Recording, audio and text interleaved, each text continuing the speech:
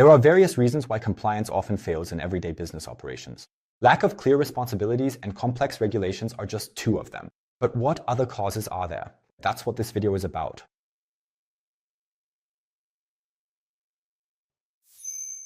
Mistake number 1, outsourcing responsibility. In practice, responsibility is often handed over to external partners.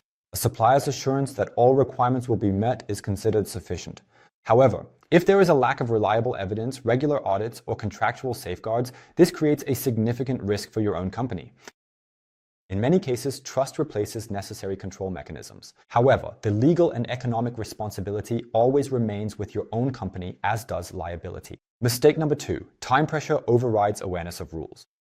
In day-to-day business, speed takes priority. Quotes have to be prepared at short notice, suppliers integrated on schedule, and projects started without delay. In such situations, compliance is often perceived as an additional burden, even though it is actually a protective mechanism. Decisions are then not made consciously as a result of a wrong choice, but rather due to time pressure. They are not made incorrectly, but too quickly.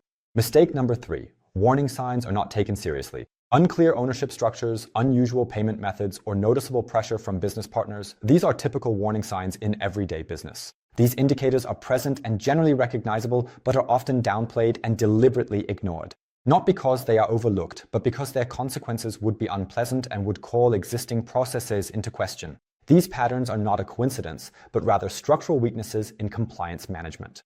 Those who recognize them create the conditions necessary to interrupt risks at an early stage. Mistake number 4, lack of consequences in everyday life. If rule violations go without noticeable consequences, rules lose their binding effect. In such cases, compliance is reduced to a non-binding suggestion.